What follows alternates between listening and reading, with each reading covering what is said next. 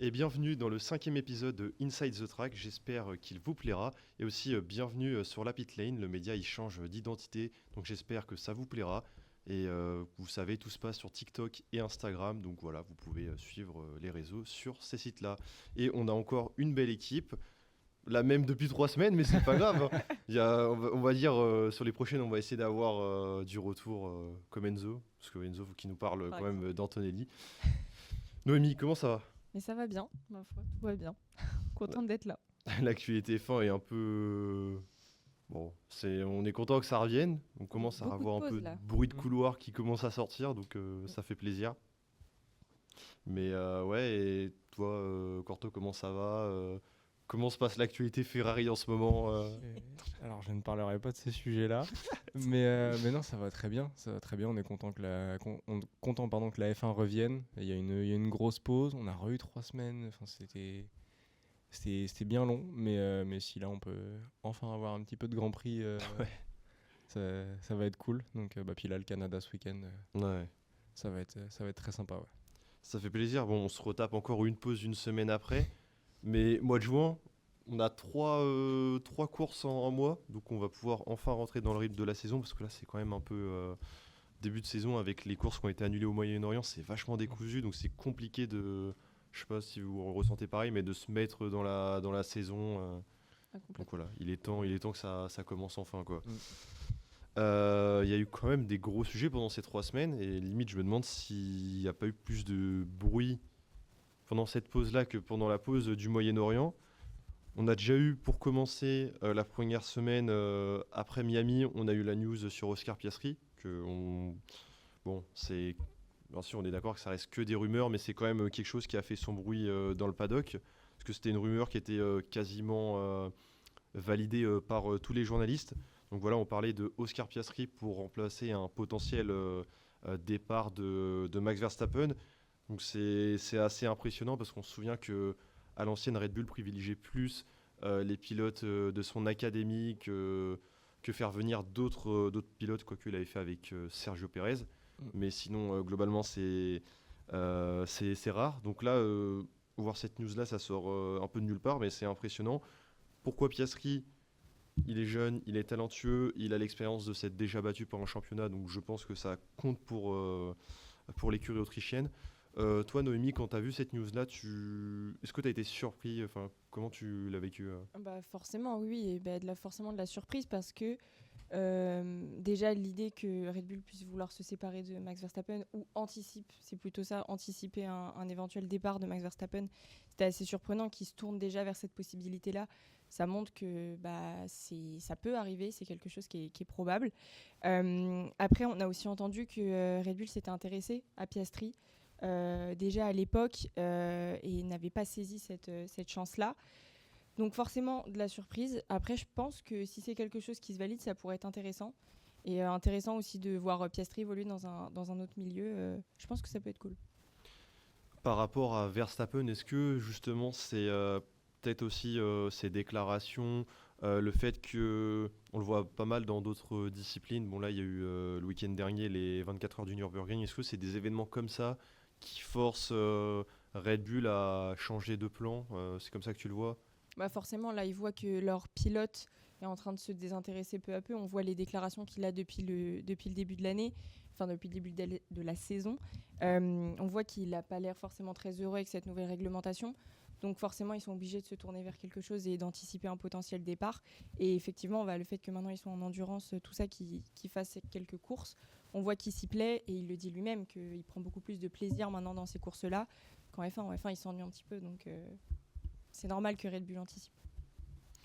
Toi, Corto, si on se penche du point de vue de Piastri, qu'est-ce que tu en penses? Que ça serait une bonne idée pour lui de changer d'air, ou tu le vois un peu entre guillemets comme pas une rétrogradation, mais le fait que McLaren joue actuellement plus haut que Red Bull, et enfin comment tu vois la chose? Bah, c'est sûr que niveau juste performance voiture, ce serait une rétrogradation. Après, est-ce que... Enfin, il y a un truc qui dit reculer pour mieux se lancer, c'est qu'en fait, Piastri n'a jamais été pilote numéro un. Je pense que s'il devait remplacer Verstappen, il le serait indéniablement parce que j'adore Adjar, mais tu peux pas filer les clés du camion à un pilote de 20 ans à peine. Donc, de 21 ans, pardon. Mais, Ouais, jeune, on va dire. mais, mais voilà, tu peux pas filer les clés d'une écurie à un pilote aussi jeune. Je pense que si Piastri arrive chez Red Bull, ça peut le faire. Et puis, je pense que Red Bull n'est pas... Là, ils ont pris du retard, mais je pense qu'on a vu la puissance de frappe quand ils mettent les moyens et quand ils se mettent vraiment à se pencher sur la voiture et à trouver toutes les améliorations possibles. Ils peuvent aussi revenir très très vite. Donc peut-être pas pour cette saison, mais pour les 2-3 saisons à venir, ça peut le faire, je pense. Et si Piastri arrive, ça le fera pour lui. J'ai aucun souci. C'est vrai que Red Bull, déjà cette année c'est particulier parce que c'est la première année avec leur moteur AE, donc qu'ils font avec Ford. C'est plus Honda, donc ça fait des choses forcément à développer sur la monoplace. Donc on peut s'attendre peut-être dans les années à venir à ce que ça remonte parce que déjà il semble que le moteur soit plutôt bon. C'est juste le châssis qui est en retard sur d'autres écuries comme Ferrari, donc on peut s'attendre à l'avenir à ce que ça remonte, mais c'est plutôt encourageant quand même pour Piastri d'être vu comme pas la relève, mais ouais, la suite de Verstappen. Donc franchement, je sais pas vous, mais j'avoue que l'idée me plaît sur le papier, surtout de penser à un line-up Adjar Piastri, franchement ça fait vachement plaisir. Donc, Ce serait sympa. Ouais. Bah, puis je pense aussi que Piastri, on l'a vu l'année dernière, et on l'a vu globalement depuis qu'il est arrivé chez McLaren et depuis qu'il y a le duo avec Norris. Je pense que c'est un des pilotes qui, malgré son sang-froid et son calme olympien, c'est peut-être un de ceux qui se plaignait le plus des Papaya Rules. Et on sait que c'est quand même souvent allé du côté de Norris parce que c'est le petit protégé de l'écurie. Je pense aussi qu'évoluer dans un autre climat, ça pourrait lui faire passer un step où, tu vois, l'année dernière, même s'il était en tête du championnat pendant une grosse partie, on avait l'impression que malgré ses performances, on donnait quand même les priorités à Norris sur certains trucs. Je pense que là, je connais pas personnellement Laurent Mekies, mais je pense qu'il n'est pas adepte de ces règles-là, donc je pense que ce serait un environnement aussi plus sain, peut-être pour Piastri. puis même en vrai, il a déjà quelques performances cette saison à son actif. On peut penser au Japon où il était pas loin, on en avait déjà discuté d'une potentielle victoire. À Miami, même si Norris a bien montré qu'il était champion du monde, on a vu que Piastri était quand même au rendez-vous. Donc je pense honnêtement que ça pourrait être une bonne affaire. Donc on verra si ça se fait ou pas. Mais ouais, j'avoue que un petit Laurent Mekies qui a sous ses ordres Adjar et Piastri, franchement j'aime beaucoup l'idée. Du côté de Verstappen, bon. J'ai l'impression qu'à chaque émission, on est en mode ah voilà, il a fait une décla et il a envie de quitter la F1. Mais pour le coup, c'est vraiment le cas. Un jour, ça va se réaliser, il va falloir s'y faire, c'est logique. Mais là, on avait eu une info du côté du patron de Ford Performance, donc Marc Rougebrook, ouais, voilà, je dis bien son nom, qui nous dit que voilà, Ford, c'est vrai, il va bientôt arriver en WEC. Donc voilà, on sait que le WEC, c'est une catégorie qui attire pas mal les pilotes de F1 quand ils sont en fin de contrat. Donc là, il y a eu le cas avec Magnussen il y a quelques temps. Et voilà, on se dit que, enfin, en tout cas, le directeur de Ford Performance se dit que voilà, ça serait bien d'avoir un Verstappen pour un peu lancer le projet. C'est un pilote qui a beaucoup d'expérience, donc qui pourrait permettre à l'écurie de bien progresser en WEC. Qu'est-ce que vous en pensez globalement de Verstappen en endurance par la suite, toi, Noémie Moi, je pense que c'est une bonne chose. Après, il faut quand même dire qu'il a quand même dit, Max Verstappen, qu'il ne quitterait pas tout de suite la Formule 1. Il y a eu des déclarations là récemment sur le fait qu'il a dit que voilà, c'était quelque chose qui l'animait là pour l'instant d'être un petit peu en endurance. Après, pour le coup, il n'a pas dit qu'il quitterait demain la Formule 1. Après, moi, je trouve que c'est une bonne chose. On sait que Max, c'est un pilote qui a beaucoup de talent. Et je trouve ça cool aussi qu'il puisse s'exercer dans d'autres catégories. Et l'endurance, c'est une catégorie qui est franchement sympa à voir. Donc moi, je pense que c'est une bonne chose. Ça me choquerait pas qu'il aille en endurance, quoi. Ouais. Bah, je rejoins totalement Noémie. C'est un pilote qui est, comme tu le disais, hyper talentueux. Et surtout, on le voyait même sur la fin de saison dernière, en fait, qui a peur de rien, quoi. Il aime beaucoup être dans la position du chasseur et de pas avoir de pression sur lui si ça foire, parce que de toute façon il y en avait devant. Et en fait, il a exactement le même comportement en WEC sur toutes les courses autres que la F1 qu'il fait. Et je trouve ça hyper intéressant parce que je sais plus sur quelle course, mais on le voit, il double 3 voitures en un virage en slalomant entre les 3. Et en fait, tu te dis, c'est con, mais c'est un comportement de pilote de F1 en fait, parce que lui, il a l'habitude de les prendre à 200 les virages. Donc ouais, je pense que ça peut être très cool pour lui. Après, tu disais qu'il n'avait pas dit qu'il quitterait demain la F1. Ça fait aussi 4-5 ans qu'il dit bon, c'est peut-être ma dernière année, j'ai un peu la flemme. Là, la prochaine réglementation, elle me plaît pas. Je sais qu'il avait dit récemment, il me semble, à Miami, qu'il aimerait bien quitter la F1 quand il aura vu que ça aurait été des règles un peu plus plaisantes. Donc il se dit peut-être la prochaine réglementation, parce qu'on a entendu des rumeurs de peut-être un retour à une réglementation, un V8 un peu plus hybride, moins d'électrique. Donc peut-être que la prochaine réglementation, il fera une saison, il se dira, bon voilà, c'est bon, c'est de retour un peu comme avant, je peux y aller, c'est tranquille. Donc on verra, mais c'est vrai que cette situation, elle est toujours intriguant de voir ce qui va se passer avec Verstappen. Bon, on espère quand même le voir assez longtemps en F1, parce que on sait que c'est un pilote qui a du talent. Donc ouais, histoire à suivre, et pareil pour Piastri, on verra ce que ça donne. Il y a un autre cas qui a fait parler, et c'était plus cette semaine, enfin plutôt ce week-end dernier. C'est le cas Esteban Ocon, et c'est vrai qu'on en avait déjà parlé, il me semble, c'était au mois de février ou de mars, avec Lilian, qui était un fervent supporter d'Esteban Ocon, qui avait même dit à Corto que Esteban Ocon avait le niveau de Lando Norris et qu'il pouvait se battre pour un championnat du monde.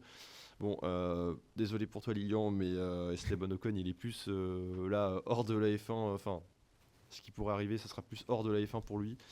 Ouais, vous avez vu sûrement les dernières rumeurs. Donc Ocon qui pourrait être remplacé en cours de saison par un Jacques Doohan, ou même récemment, j'ai cru entendre un Yuki Tsunoda.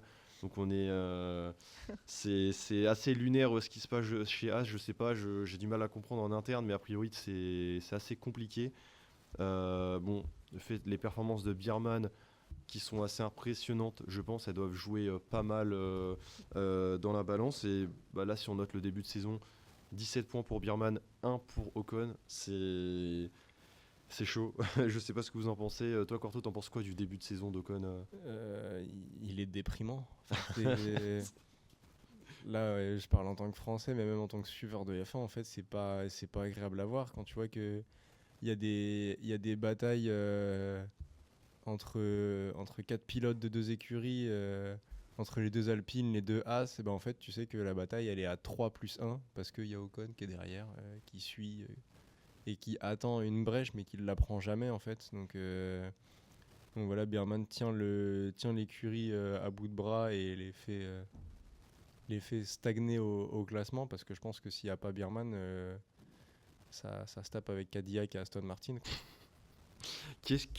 Pour toi, Corto, qu'est-ce qui va pas chez Ocon? Enfin, c'est quoi le problème? Est-ce que c'est mental? La saison dernière, ça a tapé ça lui a fait mal de voir que Biermann pouvait être directement à son niveau, voire plus.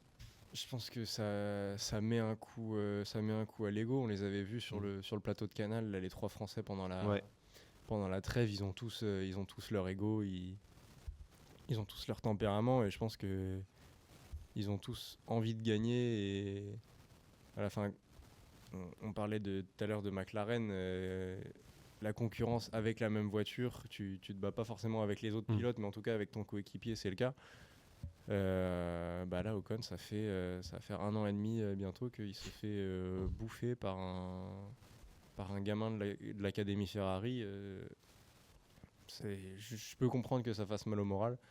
Et du coup, forcément, derrière, si mentalement ça va pas bien, tu peux pas performer sur les circuits, quoi. Noémie, j'ai envie de dire, est-ce qu'il n'y a pas aussi le côté Alpine, la fin de l'histoire? Est-ce que ça a pu lui rester dans la tête? Je sais pas, on sait jamais. On sait que ça s'est pas très très bien fini, loin de là. Et est-ce que ça a pu d'une quelconque manière l'affecter? Qu'est-ce que tu en penses C'est sûr que ça s'est terminé brutalement.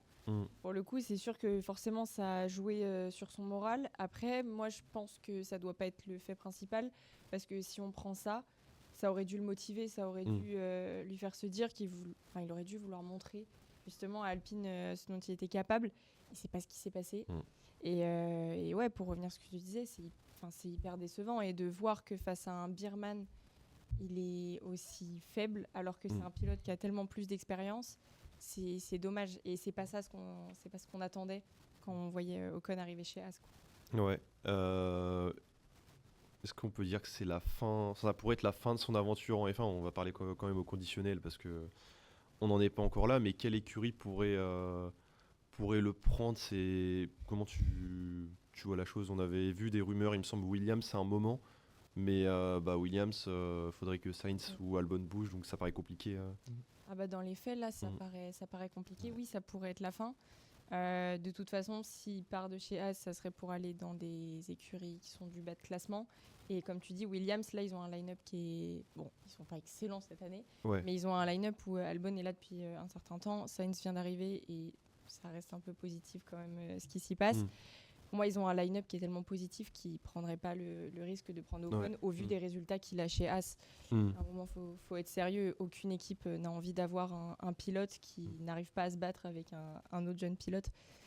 Donc là, je pense qu'il est dans une mauvaise passe, Ocon. C'est compliqué. Après, peut-être changer. Enfin, je sais pas, moi, je le verrais bien. Enfin, s'il doit partir de chez Haas, ce qui n'est pas fait et tout. Mais déjà, faut qu'on comprenne, parce que là, on a l'air pessimiste envers Ocon, puisqu'il se bat avec Birman, qui est, après Antonelli et en bataille avec Adjar, peut-être un des pilotes les plus talentueux de sa génération. Donc, c'est pas n'importe qui non plus. Mais je le verrais bien. Je savais qu'il avait été dans les papiers et dans les rumeurs pour Audi. Ouais. Donc peut-être que voilà, Hülkenberg n'est pas éternel. Hein. Je pense que de toute façon, on arrive à une certaine période où il y en a 3 ou 4 qu'on va voir sauter dans les 2-3 prochaines années. Hein. Je pense à Perez, Bottas, Hamilton, Hülkenberg. Je pense que... T'oublies Alonso. Quand même. Mais lui, c'est un rookie. On arrête de le mettre dans cette classe.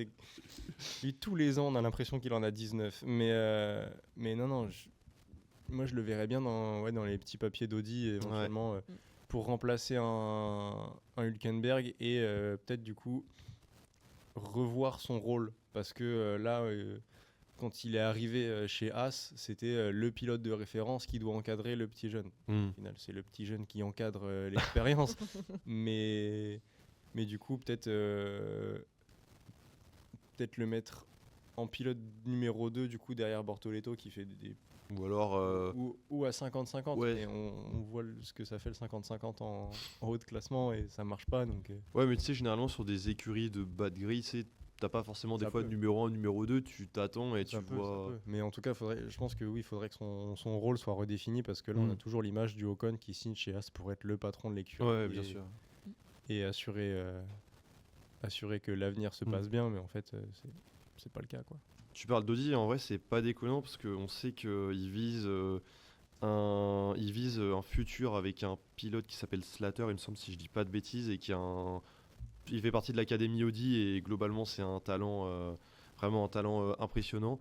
Donc peut-être en attendant que lui arrive, on pourrait se dire ok, on peut mettre Ocon en attendant, mais c'est vrai que globalement sinon c'est assez bouché. On pourrait se dire que s'il n'y a pas de Audi, ça sera la fin de son aventure en F1. Donc soit potentiellement récupérer une 3e place, un pilote de réserve, je sais pas, imaginons j'allais dire Mercedes, s'ils veulent le récupérer comme ils l'ont fait avec Bottas l'année dernière, sait-on jamais. Oui, ça peut. Mais globalement, je pense qu'Ocon il a pas non plus envie d'arrêter de piloter, donc ça sera peut-être comme Magnussen l'a fait, de l'endurance, du GT. Enfin, je pense il aura des portes qui lui seront ouvertes quand même. Quand tu viens de la F1, t'as des possibilités immenses derrière. T'as un CV qui tient la route quand même, quoi. C'est ça, ouais, faut le dire. Bon, par contre, si on parle de Ocon, qui pourrait être son remplaçant? On n'espère pas la mi-saison, on n'espère pas voir direct Jacques Douane et je dis Tsunoda et même Hirakawa, je crois, qui est pilote WEC pour Toyota. Ouais. C'est pas qu'on les aime pas, mais on espère quand même voir Ocon finir la saison, ça semble logique. Mais il semblerait que Haas pour 2027 vise plus à faire monter Rafael Camara, qui actuellement qui est talent Ferrari et qui est 3e de l'académie, 3e de F2, pardon, je vais y arriver. Et donc voilà, c'est un excellent pilote. Et en vrai, moi je pense pour 2027, un line-up Birman Camara, Donc 2 talents de Ferrari, ça pourrait être prometteur et bah voilà, ça pourrait. Bah, on sait que Birman aura la priorité parce qu'il a il aura plus d'expérience en F1 que Camara, mais ça pourrait être, je sais pas, ça pourrait jouer l'avenir de Ferrari. On sait pas quand Hamilton peut partir, mais je sais pas comment vous voyez la chose. Enfin, Noémie, imaginons en 2027, on parle au conditionnel, Camara arrive chez As. Là, le line-up avec Birman, il fait des bonnes performances. Est-ce que ça peut pas rabattre les cartes aussi Ça pourrait. Ouais. C'est si on suppose que Lewis Hamilton parte. Exactement. On espère qu'il reste un petit peu quand même. Ouais. Mais il me semble que j'avais entendu aussi que Birman avait dit qu'il était prêt pour aller chez Ferrari. Ouais. Il me semble que j'avais entendu ça et qu'il avait Mm. dit voilà, qu'il était prêt, qu'il avait fait ses preuves en F1. Après, je crois qu'il a dit qu'il était prêt même sur une course en Arabie Saoudite, sur un one-shot. Je pense que déjà, là, on sentait qu'il avait aucune pression sur le fait que c'est une Ouais. top team, quoi. Après, honnêtement, voilà, je sais pas trop comment ça peut se passer. Encore une fois, il faut voir au fil de la saison. Ouais. Après, oui, ça pourrait être quelque chose d'intéressant, mais un petit peu en soi, comme tous les talents de l'Académie Ferrari. À voir. Après, on espère que Lewis Hamilton reste le plus longtemps C'est possible. ça, ouais. Mais Bah, c'est vrai que lui, en plus, son contrat Hamilton, c'est cette année. Donc, c'est comment bah, on va voir en fonction de ses performances, mais j'ai pas l'impression qu'il veuille, j'allais dire accrocher les crampons, je sais pas comment on dit ça en F1, accrocher les gants, je sais pas. Mais, mais ouais, ça serait peut-être, enfin, on va parler au conditionnel, mais peut-être il a encore 1 ou 2 années oui. à nous proposer. On verra ce que ça donne, mais ça rappelle un peu Russell quand même, cette situation pour Birman où le pilote il reste coincé, il attend que ça arrive et ça se trouve, ouais, ça serait peut-être pas Hamilton, peut-être que Leclerc à un moment aura des envies d'ailleurs aussi, on sait pas. On verra ce qui se passe, mais ouais, pour revenir, ouais, ça s'appelait pas Corto, je sais, mais mais comment. Si tu veux me voir pleurer en émission, c'est ce qu'il faut faire. Non, mais en vrai, je pense que c'est toujours bien de se préparer à toutes les éventualités. Ouais. Tu vois, là, on parlait tout à l'heure de Verstappen qui pourrait quitter Red Bull. Je pense que ce serait une onde de choc sans précédent dans l'écurie. Mais l'avenir est déjà assuré. Il y a Limblad, il y a Adjar, il y a encore des pilotes en F2, en F3. Exactement.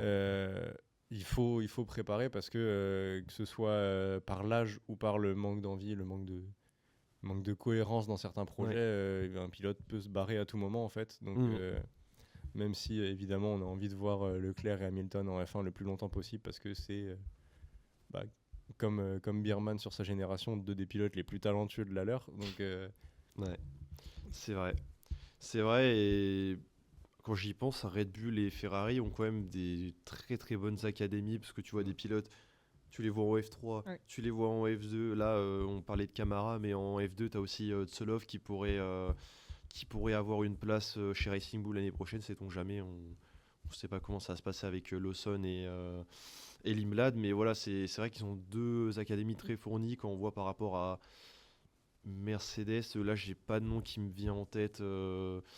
McLaren, on a Fornaroli qui pourrait, si on a un Norris ou un Piastri qui part, qui sera là en backup, mais sinon c'est assez léger. Mais en tout cas, pour revenir sur Ocon, on verra ce que ça donne, mais c'est vrai qu'on n'est pas forcément très optimiste pour lui. Ça sent pas très bon. On a eu un autre sujet pendant cette pause, la F1 qui fait marche arrière pour 2027. Voilà, c'était un peu dans les discussions. On voyait que les pilotes, ils avaient surtout, voilà, on avait vu des Verstappen, même des Norris qui parlaient pas forcément, comment dire, en bien des nouvelles règles. Mais voilà, là c'est officiel, on va être en 2027 sur du 50% électrique et du 50% thermique. Donc voilà, cette année c'est plus 70 électrique et 30 thermique. Donc voilà, je sais pas comment vous le voyez, est-ce qu'on peut parler, pour toi Corto, est-ce qu'on peut parler d'un recul, voilà, un véritable aveu de faiblesse pour la F1 ou c'est mieux de s'en rendre compte maintenant? Comment tu vois la chose? Est-ce que c'est bien qu'ils aient écouté les pilotes Pour moi, c'est et un aveu de faiblesse et c'est mieux de s'en rendre compte maintenant. En fait, c'est les deux parce que oui, évidemment, reculer sur leur plan à peine 4-5 mois après le début de la saison, oui, tu te rends compte que tu as mal fait des trucs et donc je pense que ça met un coup au moral de la FIA de se dire peut-être foirer les plans. Mais Mais par contre, je pense que c'est mieux pour la Formule 1 de s'en rendre compte maintenant et du coup d'avoir le temps d'y travailler pour que à l'avenir ce soit mieux, ça plaise plus aux pilotes, ça plaise plus aux suiveurs aussi, aux spectateurs. Parce que là, enfin, c'est bête, hein, mais il y a trop de changements qui font que là, au-delà du calendrier qui fait que c'est hyper compliqué à suivre, parce que j'ai l'impression de voir une série Netflix qui te sort un épisode tous les mois et qui te laisse attendre, Ouais. alors que ça fait 3 semaines que tu as fini, quoi. Mais, mais en fait, tu vois, rien que le millième qui disparaît sur le tableau d'affichage, Ouais, ouais. c'est bête, mais c'est des petits détails qui nous faisaient aimer la F1 parce qu'on voyait ce truc changer à chaque seconde, que là, on voit plus forcément les trucs. Et oui, est-ce que c'est un aveu de faiblesse complètement parce que ils se sont rendus compte de la connerie quand ils ont vu que les 3 quarts des pilotes étaient pas contents au micro après la course. Mais par contre, je pense que c'est très positif si on a le temps d'y travailler en plus en interne. Je pense globalement, ce qui a été l'électrochoc, pardon, c'est les qualifications. On se souvient des premières en Australie où voilà, le super clipping, il était vraiment mais impressionnant et pas en positif, quoi. On voyait les pilotes, ils freinaient je ne sais combien de temps avant, mais c'était du jamais vu. Ça s'est poursuivi jusqu'au Japon. Donc là, sur Miami, il semblerait que ça soit un peu atténué, qu'ils aient déjà un petit peu baissé un petit peu. Il me semble que c'est la récupération d'énergie, c'est comme ça que ça se passe le super clipping. Mais voilà, toi Noémie, qu'est-ce que tu en as pensé des qualifications à Miami ou même de la course en général? Est-ce que tu as senti une amélioration quand même Pour moi, oui, il y a quand même eu de l'amélioration. Après, la FIA, ils ont pris en compte aussi un petit peu ce que les pilotes ont dit pour une fois. Et parce qu'on a vu énormément de critiques, quasiment tous les pilotes, comme tu le disais, ont quand même parlé de cette nouvelle réglementation, pas forcément bien. Des pilotes d'expérience, Max Verstappen, tout ça, ils ont quand même pas mal critiqué. Et ce que tu disais, je trouve ça bien qu'ils s'en rendent compte maintenant et qu'on aille vers quelque chose de meilleur petit à petit, parce que si on doit faire, c'est 4 ans, c'est tous les 4 ans les nouvelles réglementations. 4-5 ans là, je crois on 4-5 parle ans. plus de 2031 pour la prochaine, il me semble. Voilà, Ouais. s'ils avaient laissé ça pendant 4-5 ans, ça aurait été compliqué. Donc je trouve ça cool qu'ils s'en rendent compte maintenant et qu'ils fassent le nécessaire pour que ça change. J'y pense même en termes d'audience. Je pense que vous aviez vu les stats qui étaient mais en chute libre sur les premières courses. Et là, il me semble qu'à Miami, ça a un petit peu remonté. Donc je sais pas si c'est l'heure, le fait que là, du coup, on a eu la course à 16h, il me semble, si je dis pas de bêtises. Mais globalement, on a quand même vu que ça a bien remonté. Et voilà, c'était peut-être signe aussi. Ils voient que les spectateurs sont moins présents. Ok, il y a forcément un truc qui va pas, même quand t'as un Stefano Domenicali qui dit ouais, bah non, regardez, les spectateurs, ils sont contents, il y a du spectacle en piste. Bon, des fois, ça peut pas camoufler tous les problèmes qu'on voit. Est-ce que toi, Corto, tu vois d'autres axes à améliorer pour 2027? D'autres axes, remettez-nous le millième, je vous en supplie. Mais non, mais en vrai, oui, on parlait des qualifs. Quand tu vois les pilotes qui peuvent même pas aller à 100% en qualif, c'est le but en fait. C'est ça, ouais. Si pendant la course tu peux pas le faire, donc si même pendant les qualifs tu peux pas pousser ta voiture à bout, il y a un moment ça sert à rien de bosser sur des voitures aussi performantes, quoi. Mais par contre, ouais, un changement. Et tu parlais de l'audience, je pense que il y a aussi le truc où la communauté européenne est très très forte. Donc avec les décalages horaires, les trucs, on est tous OK pour regarder une course à 15-16 heures parce que c'est dans nos horaires. Et puis c'est le dimanche, donc c'est après le repas du midi. Voilà, on se pose devant le Grand Prix. Mais c'est sûr qu'aller se taper une course à Melbourne où c'est à 4 heures du mat', forcément ça en freine certains. Donc voilà, après des améliorations, honnêtement, j'attends voir plus que des recommandations parce qu'on pourrait avoir des idées de projets de fou. En fait, j'attends de voir ce qu'ils proposent et puis on verra bien. Je pense qu'ils ont de quoi faire. Après, globalement, c'est compliqué de se dire qu'on peut radicalement changer la donne. Donc, je pense que globalement, on pourra pas faire mieux. Enfin, du moins, sur cette réglementation-là, ça sera des petits détails chaque année. Et puis voilà, là où on peut être impressionné, ça sera forcément par les innovations techniques des écuries. Là, je pense à cet aileron Macarena, voilà, il nous a impressionnés donc chez Ferrari, chez Red Bull. Et là, il semblerait, je suis pas sûr, mais j'ai cru entendre que McLaren allait apporter un aileron Macarena, Oh, mais c'est pas peut-être au possible. Canada, peut-être au Canada. Donc voilà, c'est toujours beau de voir des nouvelles innovations et je crois que ça plaît pas à Courtois, mais C'est pas des nouvelles innovations, c'était notre projet. Ça veut dire oui, qu'on non, a mais jamais vu Ferrari.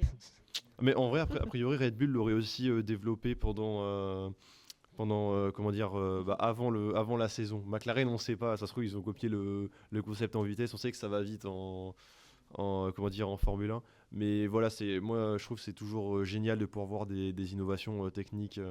Vraiment. Et puis voilà. Et même, tu parlais des qualifications à fond. Pendant la pause, j'ai regardé l'endurance, j'ai regardé les 6 heures d'Imola et les 6 heures de Spa, si je dis pas de bêtises. Et c'était en qualification, tu sentais quand même que les pilotes, ils étaient à fond, alors que tu sais que l'endurance, c'est de la gestion d'énergie. Voilà, quand on n'a plus, bah, tu rentres au stand pour charger les batteries. Tu le sais. Donc voilà, je trouve que ils savent qu'il y a du progrès à faire.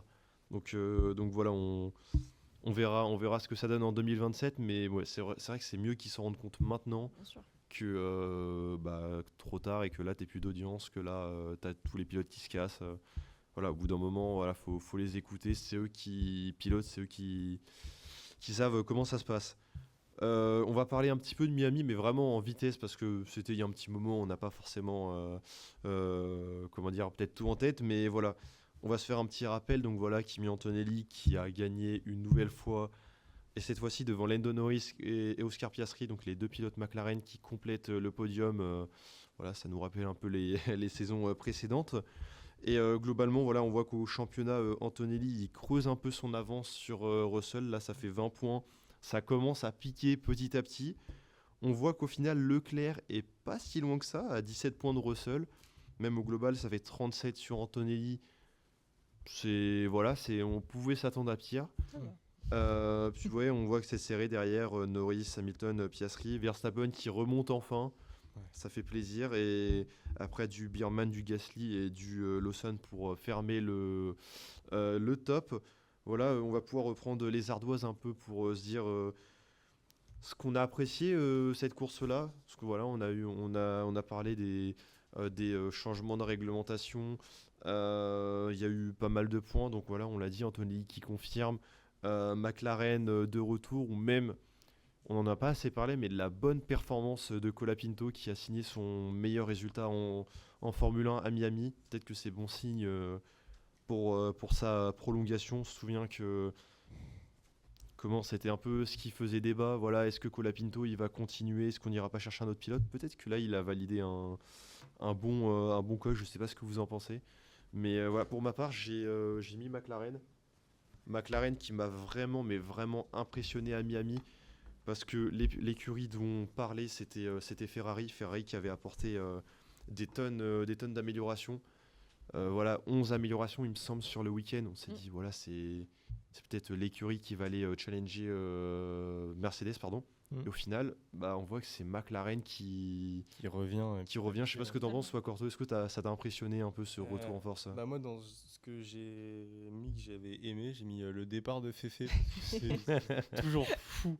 Je ne comprends pas comment ils arrivent à mettre une telle vitesse à tout le monde là-dessus. Et puis je crois que ça a été le seul moment cool de la course, hein, c'est de voir Leclerc prendre la première position pendant... T'as pas aimé la fin de la course? Pendant 10... Non. Bah écoute, On se demande pourquoi.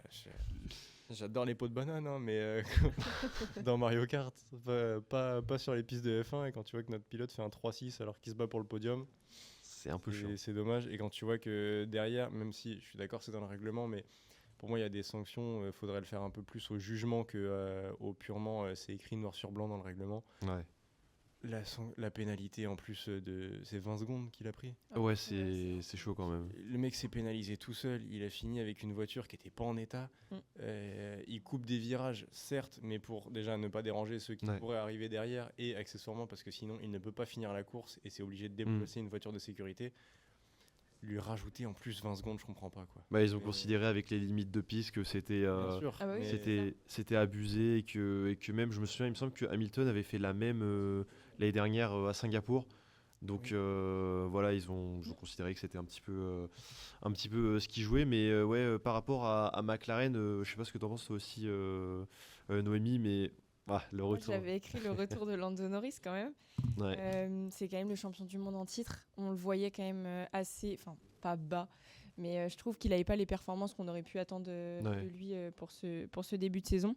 Donc là, ça m'a fait plaisir de le revoir un peu venir sur le devant de la scène. Et franchement, ouais, super contente sur ce Grand Prix-là. On va encore dire que je suis fan de McLaren. Je vous promets que non.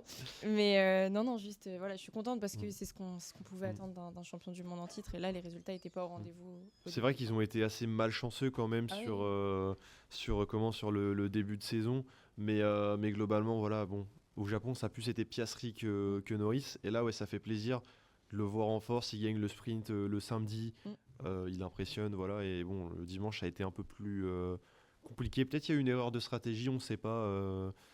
Parce qu'il semblait dans ses déclarations dire qu'il pouvait peut-être viser la victoire. On verra au Canada ce que ça donne parce qu'ils vont apporter encore, je crois que j'ai vu 6-7 améliorations. Ouais, McLaren, franchement impressionné. Est-ce qu'il y a d'autres points qui vous ont marqué ce week-end à Miami? Tu parlais de la performance de Colapinto, je l'ai pas Ouais. noté, mais évidemment, Ouais. bravo. Parce que quand on voit que l'année dernière, c'était. Enfin, même quand on voyait le bilan qu'on a fait en début d'année de la saison dernière, Colapinto c'était dans les gros flops. Et en fait, c'est pas si mauvais que ça. Donc, je suis pas en train de retourner ma veste sur lui, loin de là, mais c'est enfin encourageant, quoi. C'est qu'on voit qu'il y a un potentiel, que l'année dernière, c'était sa première saison. Il a remplacé un Jack Doohan qui a même pas eu le temps d'exister, en fait. Mais et voilà, puis je pense qu'on lui a mis trop de pression. Maintenant, il a l'expérience aussi Ouais. et le recul pour. Donc très positif, à voir si ça continue maintenant. Est-ce que tu penses qu'il sécurise au fur et à mesure sa place en Formule 1? On sait que, enfin, voilà, tu le disais, c'était assez limite. On disait que ça pouvait à tout moment sauter si les mauvaises performances avaient continué. Qu'est-ce que tu en penses, toi? Je pense qu'il est en train de la sécuriser. Après, à quel point, enfin, il est encore jeune, il peut peut-être rêver de plus grand en termes d'écurie. Je dis pas qu'Alpine n'est pas grand, mais on voit les résultats. Puis même c'est moins historique forcément qu'un Ferrari, qu'un McLaren, qu'un Ouais. Mercedes, même qu'un Red Bull sur les dernières années.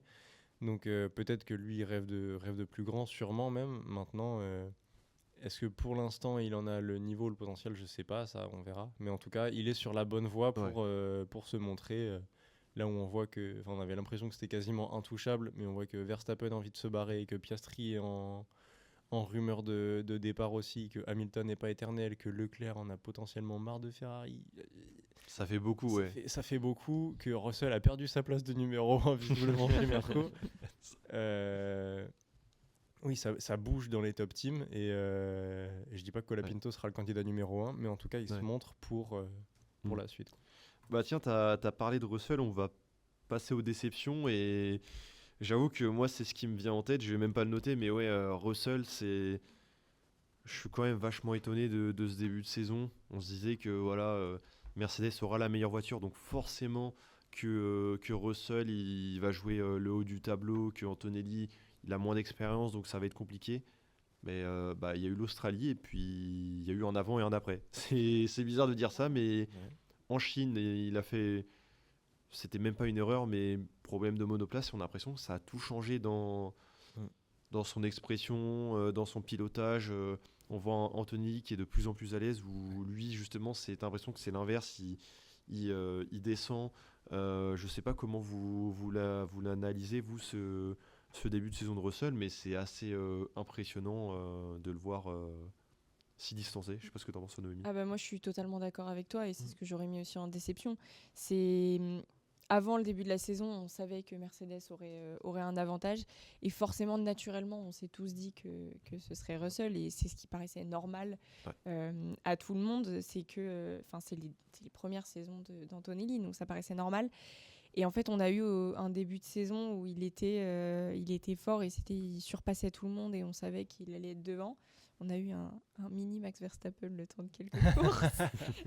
Et puis après, ça a été la dégringolade. Après, moi, je suis très contente pour Antonelli parce que il impose sa force et il montre qu'il a le talent et qu'il est là et qu'il est fait pour être en Formule 1.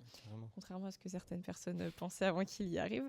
Mais non, moi, je suis contente pour Antonelli. Mais par contre, voilà, très déçue pour Russell et c'est dommage. Et on espère qu'il va se reprendre un petit peu et qu'il y aura un petit peu de bagarre entre les deux Mercedes, forcément. Mais ouais, faudra voir parce que le Canada, c'est un circuit qu'il a toujours apprécié. On se souvient qu'il gagne l'année dernière et que même globalement, il y a eu la pole, je me souviens, en 2024 à égalité avec Verstappen. Donc voilà, on sait que un circuit qui lui plaît, donc ça sera peut-être le moment parfait pour rebondir. Il avait dit que Miami, c'était pas forcément un tracé qu'il appréciait, mais c'est vrai que c'est quand même, je vais pas dire non plus inquiétant, mais quand même 3 victoires de suite d'Antonelli, on avait, je pense, pas forcément parié dessus. Donc voilà, je sais pas si Corto, t'as d'autres déceptions qui te viennent en tête. D'autres déceptions, non, parce qu'en vrai, j'ai surtout l'impression que tout ce qu'on a vu était à peu près attendu. Maintenant, j'aimerais bien revenir sur le pic que Noémie m'a visiblement lancé sans prononcer mon nom. Je n'ai jamais dit qu'Antonelli n'était pas fait pour la F1, j'ai juste dit que je trouvais, et à raison au vu de sa saison dernière, que c'était tôt peut-être. Maintenant, ça lui a aussi donné une saison d'expérience pour que maintenant il puisse performer. Donc, je fais mon mea culpa là-dessus, mais c'était pas là-dedans que je voulais aller. Et par contre, j'ai l'impression que Russell ne sera jamais numéro 1 de son équipe mentalement. C'est que là, Toto lui a donné l'écurie, lui a dit c'est toi le patron maintenant, la légende est partie, donc maintenant c'est à toi de l'écrire. Et il se fait taper par un mec qui avait pas le permis quand il conduisait la voiture, quoi. Il y a un moment, faut se rendre compte du truc. Et tu vois, même sa victoire l'année dernière au Canada, c'est bête. Mais moi, quand je pense au Canada 2025, je pense même pas à Russell. Parce que oui, il a fait une belle course, il a fait... voilà. Moi, je pense juste à Norris qui se dit il y a la place pour doubler le mur. Et puis, forcément, ça, c'est une des images de la saison. C'est une des images de la saison, mais tu vois, j'ai l'impression que Russell a cette malchance-là, c'est que même quand il gagne, on retient pas sa victoire. Il y a eu un événement de course qui fait que on retient plus ça que la performance en elle-même. Et depuis le début, en fait, depuis qu'il se met à... Je vois ce que tu veux dire, ouais. Genre, peut-être l'année dernière, il y a eu la victoire à Singapour, je pense, où là, ça a marqué les esprits, parce que Singapour, quand même. C'était un circuit qu'on n'attendait pas et on a vu la Mercedes dominer. Donc je pense qu'on pourrait mettre cette victoire-là. On peut mettre aussi le Brésil en 2022 quand il gagne, il y a un doublé Mercedes. Bon voilà, on s'attend pas à voir Russell faire une victoire sur sa première saison avec Mercedes. Mais c'est vrai que globalement, il n'a jamais eu cette place de numéro 1. On peut le dire qu'il l'avait en 2024 parce que Hamilton partait. Mais voilà, c'était un contexte particulier, je pense. On peut le noter, mais c'est vrai que quand on parlait de plus dans le bilan, on en parlait, mais même sur les autres émissions, de l'émotion que nous procure la fin. Tu vois, je vais arrêter d'en parler après parce que ça commence à être douloureux. Ça fait longtemps qu'il n'est pas monté dessus. Mais les victoires de Charles Leclerc, c'est du Monaco, c'est du Monza 2 fois. C'est toujours, je dis pas historique, mais il y a toujours une attache. Que Russell, on a l'impression que ses victoires, c'est pas que c'est sans saveur, mais un peu, quoi. Enfin, c'est bon, ok, il est premier. Ça rejoint un peu un point que j'ai évoqué avec des amis hier. On discutait ils suivent la F1 et on parlait un peu de certains pilotes. Par exemple, on trouvait qu'Antonelli, il avait déjà une fanbase assez solide. Même moi, j'en parlais aussi parce que je trouvais que pour faire des contenus sur Instagram et TikTok, trouver des photos d'Anthony, c'est assez facile. Tu as pas mal de comptes fans qui sont formés. Là où justement, Russell, peut-être faut que je cherche plus, mais j'ai du mal des fois à trouver les comptes fans. On a l'impression qu'il y a une moins grande communauté. Et c'est triste à dire, mais j'ai l'impression que Bierman a plus a plus de fans qu'un Russell qui a l'impression qu'il est un peu boudé. C'est pas pour lui cracher dessus, mais on a l'impression qu'il a un peu cette mauvaise étiquette, peut-être qu'il est arrivé au même moment que Norris et que ça a joué, que Norris a pris un peu tous les fans et pas lui, mais je saurais pas l'expliquer. Il a une image plus de pilote fermé, moi je trouve que c'est un pilote qui est vraiment concentré sur son sport et qui n'a pas forcément cet aspect autour des fans et des supporters, là où Kimi Antonelli, le fait qu'il soit jeune, forcément ça attire, et son parcours aussi Ouais. attire. Je suis pas forcément d'accord avec cet argument-là parce que tu vois, l'année dernière, quand on voyait Piastri qui se battait au championnat, Piastri c'était un pilote aussi, on voyait, il était fermé. On l'appelait Iceman à raison parce que bah, c'était par rapport à Norris, c'était tout le contraire. Et justement, tu voyais quand même que Piastri, il avait des fans, il y avait. Je sais pas, en fait, je sais pas, il y a une dynamique différente, je saurais pas l'expliquer Ouais, mais avec parce que Russell. Piastri, enfin pour le coup, si je fais un mix de vos deux arguments, en fait c'est le truc où Piastri, l'année dernière, il se battait pour un titre. Russell, Ouais. on n'a même pas l'impression qu'il se bat cette année. Enfin, Il est là. il est là, il est pas trop loin non plus, il est pas 18ème, tu vois, mais en fait, il est pas dans cette bataille. Et même si là, au classement, il est deuxième, bah, je pense que enfin, si je dois prendre les paris, je pense que Leclerc lui passe devant dans les prochaines courses. Ah ouais, tu penses que. Parce qu'en fait, il s'est fait bouffer mentalement, quoi. Mm. Et tu parlais des fanbases, c'est le truc où je pense aussi que c'est un truc générationnel. C'est que Ouais. tu vois, Kimi et Birman et Hadjar aussi, pour Ouais. nous, en fait, c'est que bah, c'est les jeunes. J'ai 20 ans, faut que j'arrête avec cette. Mais ceux qui commencent à suivre la F1 maintenant, et bah, ils veulent s'attacher à des pilotes. Et donc forcément, ils vont prendre les petits derniers qui sont arrivés, les Bortoletto aussi, les Lindblad. Et donc forcément, eux ont tous une grande fanbase. Ouais. Et bah nous, quand on a commencé à suivre la F1, les rookies, c'était des Norris, c'était des Russell, c'était des Leclerc. Et je pense que Leclerc, il y avait un capital sympathie parce qu'il était déjà aimé par les plus grands. Norris, il y avait ce truc où bah, c'est le mec d'une seule écurie avec McLaren, et puis que McLaren a une fanbase de fou. Ouais. Que Russell n'a, je le disais, jamais été pilote numéro 1 pleinement, on va dire. Et que forcément, quand il commence la F1 et quand il commence à vraiment rouler toutes les courses et tout, qu'il arrive chez Mercedes, qu'est-ce que tu veux faire ? Il y a Hamilton en face. Enfin, je veux dire, toute la fanbase Merco va sur Hamilton. Ouais, et bien sûr. C'est pas qu'on s'en fout du petit rookie qui est à côté, mais un peu. Un peu quand même. Et je pense que aujourd'hui, en fait, ceux qui commencent à suivre la F1 ne sont pas fans de Russell dans le sens où ils peuvent pas s'identifier à lui, quoi. Ouais. Je vois ce que tu veux dire et je pense que justement ce qui peut peut-être, on va pas dire rééquilibrer la balance, mais ce qui pourrait lui donner un peu du bien. Alors déjà il y a le Canada qui arrive, donc j'ai envie de dire forcément il faut gagner au Canada à un moment pour remonter. Mais en fait je pense qu'une victoire à domicile à Silverstone, c'est peut-être ce qui pourrait... Voilà, tu gagnes chez toi, tu es en mode ok, là il a montré un peu comme Norris l'année dernière où voilà, la saison elle était compliquée un peu à ce moment-là, on voyait que Piastri était devant. Et là, quand on voit Norris gagner, on se dit ah ouais ok, quand même il a les épaules solides, il a su résister à la pression et comme même quand il gagne Monaco aussi, voilà, c'est des circuits. En fait, quand tu gagnes à certains circuits, tu as l'impression que c'est comme tu disais avec Leclerc, tu gagnes à Monaco, à Monza, Monza terre historique de Ferrari, tu te dis ok, bon bah là c'est comment dire, tu comprends la sympathie qu'il peut y avoir pour un pilote et pour un autre. Puis même dans le mental ça fait du bien quoi. Donc on verra ce que ça donne, mais c'est vrai que c'est pas forcément encourageant pour lui. Et en parlant du Canada, on va peut-être justement pouvoir parler un peu de nos attentes. Et moi forcément on en parle depuis un petit moment là, mais je suis obligé de mettre Russell comme une attente. On a dit 3 victoires d'Antonelli sur les 4 courses d'affilée en plus. Au bout d'un moment, faut que... Je vais pas dire le chef, mais il faut que l'ancien il montre au petit que... J'allais dire l'ancien comme si Russell il avait l'âge à Hamilton, mais voilà, faut que le pilote plus expérimenté, il montre qu'il est là. Et le Canada, c'est un circuit qu'il apprécie. Donc va falloir qu'il monte. Je sais pas ce que vous... Je pense qu'on a un peu fait le tour du sujet sur Russell, mais voilà, c'est... Oui. J'en attends beaucoup de sa part et je pense que si Antonelli venait à gagner ou du moins à être devant Russell, je pense que là va vraiment falloir se poser des questions. Ça va être très inquiétant, je pense, pour lui.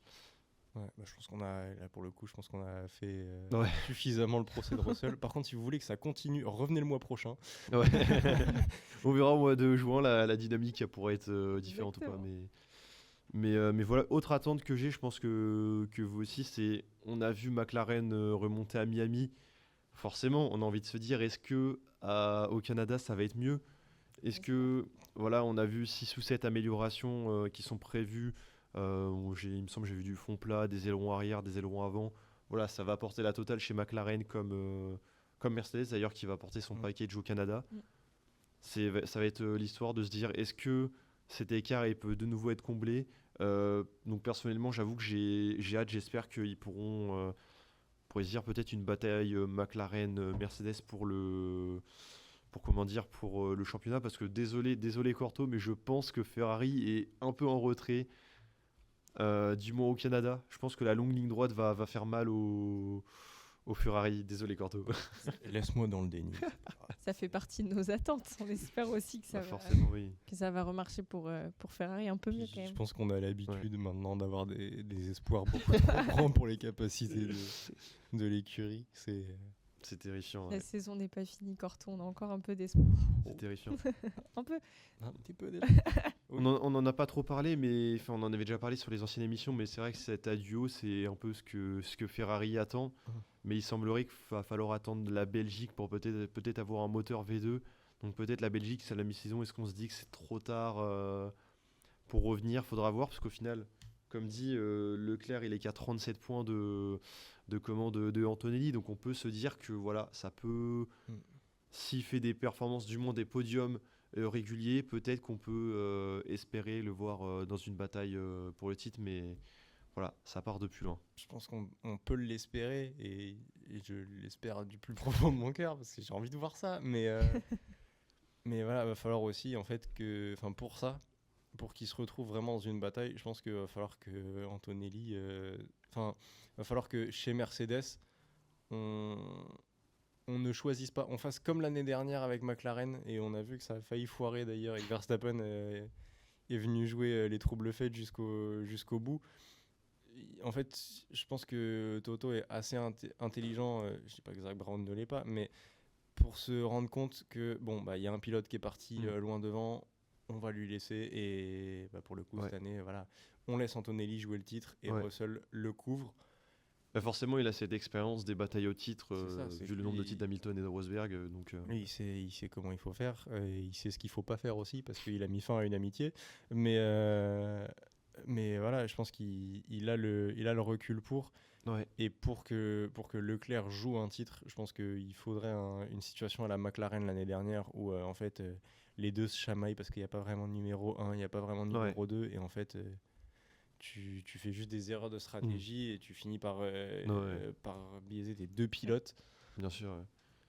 Et là Leclerc pourrait jouer, mais si chez Mercedes ça se passe bien et que ça continue, Leclerc est déjà... Bien sûr. Mais je pense qu'il faudra peut-être attendre la mi-saison. On sait que généralement Mercedes, par le passé, il me semble, généralement ça joue à la mi-saison. Tu vois qu'un pilote il est devant, tu vas plus le privilégier lui. Et comme c'était souvent Hamilton, c'était souvent lui. Donc voilà, je pense que ça sera sûrement la bonne stratégie. Voilà, si Antonelli a 50 points d'avance, je pense que c'est logique qu'on privilégiera Antonelli. Toi, Noémie, est-ce que tu as d'autres attentes sur le Canada? Je pense qu'on a fait un peu le tour par rapport à ça. Voilà, Russell, évidemment, on veut le voir remonter. Les McLaren, pareil. Et puis Ferrari, nous, on espère que ça remonte un petit peu. Mais attente, voir un petit peu qui confirme, voir si Anthony impose sa place. Puis voir comment va réagir Russell face à ça. Est-ce qu'il va se battre pour prouver quand même que c'est lui le pilote d'expérience dans l'écurie? C'est clair. Faudra voir aussi la météo. La météo pourra jouer aussi son rôle. Pour le moment, ils annoncent de la pluie pour dimanche, mais bon, on a l'impression que depuis le début de la saison, on nous annonce tout le temps la pluie le dimanche. La pluie n'arrive jamais.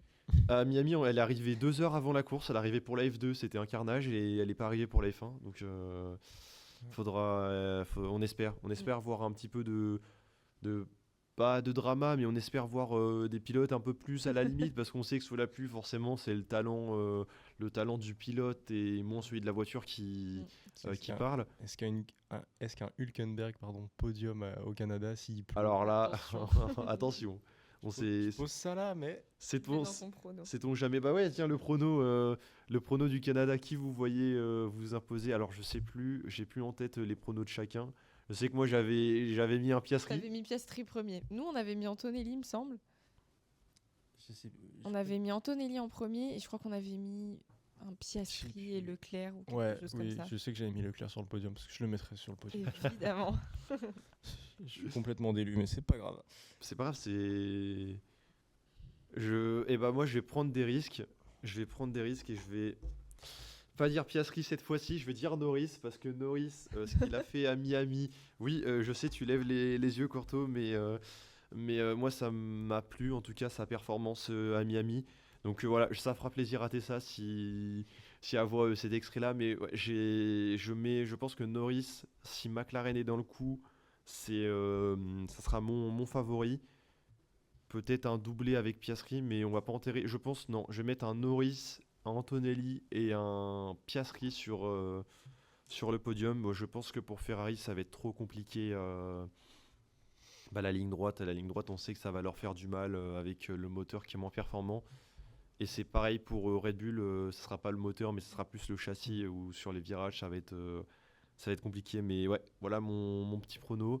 T'en as des choses à dire, Corto? Non, il y a 4 lignes, je vois. Parce que j'ai fait le podium. Ah, ok, d'accord. Je mets Antonelli en 1.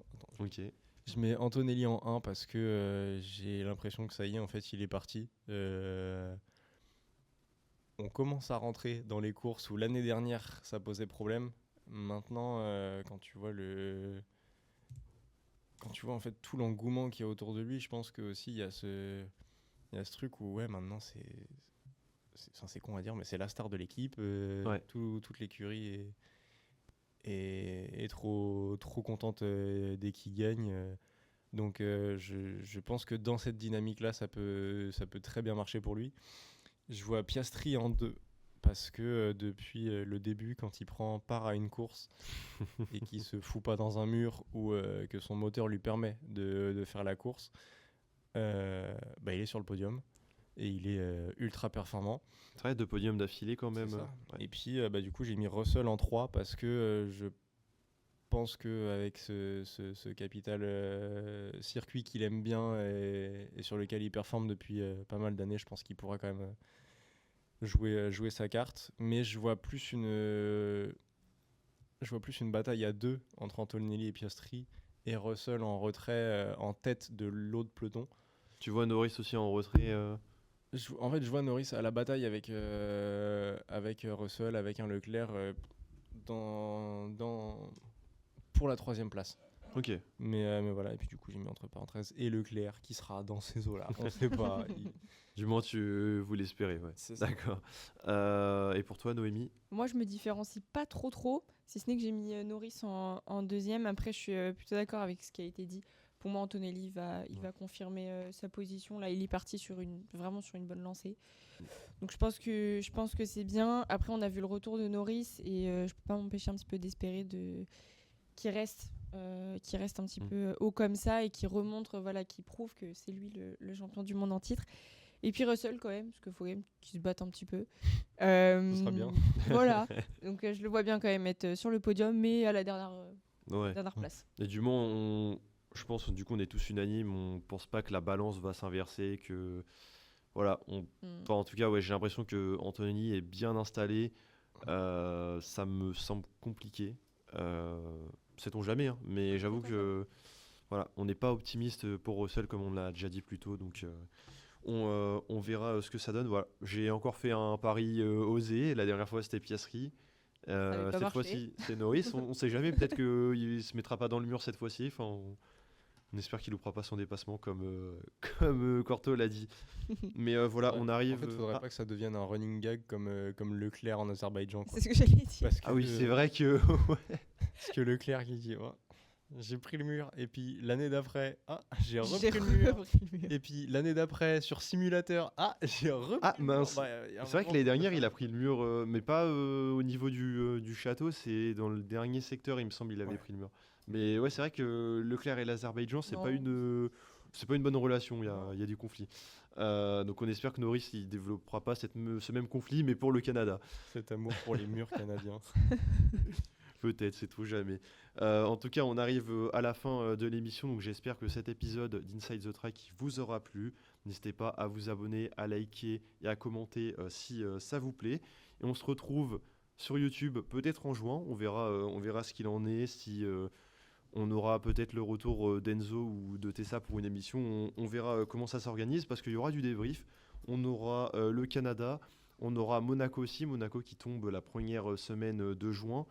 Peut-être Barcelone, on verra comment les plannings sont organisés. C'est bien, ça fera de la matière à débriefer, on verra peut-être un peu plus les dynamiques. Et puis bien sûr, vous savez, le contenu, il se retrouve aussi chaque semaine sur TikTok et Instagram. Voilà, vous savez où suivre. Bye!